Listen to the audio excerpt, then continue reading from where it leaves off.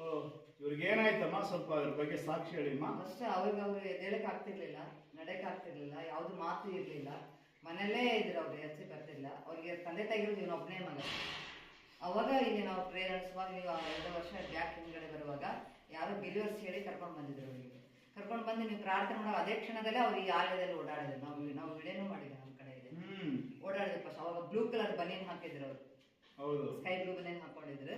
ಅವಾಗ ಅವ್ರು ಓಡಾಡಕ್ ಸ್ಟಾರ್ಟ್ ಮಾಡಿದ್ರು. ಆಮೇಲೆ ಅವ್ರು ಕ್ರಮೇಣ ಸಭೆಗೆ ಬರುವಾಗ ಬರ್ತಾ ಬರ್ತಾ ಅವ್ರು ಸ್ವಂತ ವೆಚ್ಚದಲ್ಲಿ ತಾವೇ ಊಟ ಮಾಡೋದು, ಓಡಾಡೋದು, ಇವಾಗ ಜಮೀನ್ ಕೆಲಸ ಮಾಡೋದು, ಹಸು ಮೇಸದೆಲ್ಲ ಮಾಡ್ತಾರೆ. ಸೊ ಅದಕ್ಕೆ ಮುಂಚೆ ಆ ತರ ಇದ್ದಿಲ್ವಾ? ಇಲ್ಲ.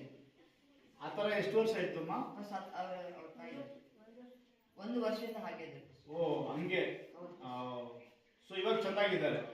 ಇವಾಗ ಚೆನ್ನಾಗಿದ್ದಾರ, ಪ್ರಾರ್ಥನೆ ಅನ್ನೋ ಚೆನ್ನಾಗಿದ್ದಾರೆ. ಹಾ, ಪಿಟ್ಸ್ ಬರ್ತೈತೆ ಫಸ್ಟ್. ಸರಿಮ್ಮ, ಓಕೆ. ಇವಾಗ ಪಿಟ್ಸ್ ಬರ್ತಾ ಇಲ್ಲ. ವಾವ್, ನೋಡಿ ದೇವರೇ. ವರ್ಷ ಚೆನ್ನಾಗಿದ್ದಾರೆ.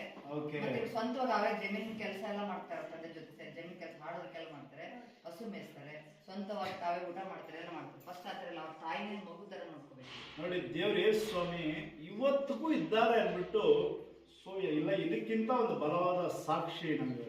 ಸೊ ಒಬ್ರು ಬೇಕಾಗಿಲ್ಲ. ಪ್ರೈಸ್ ಅಲ್ಲ.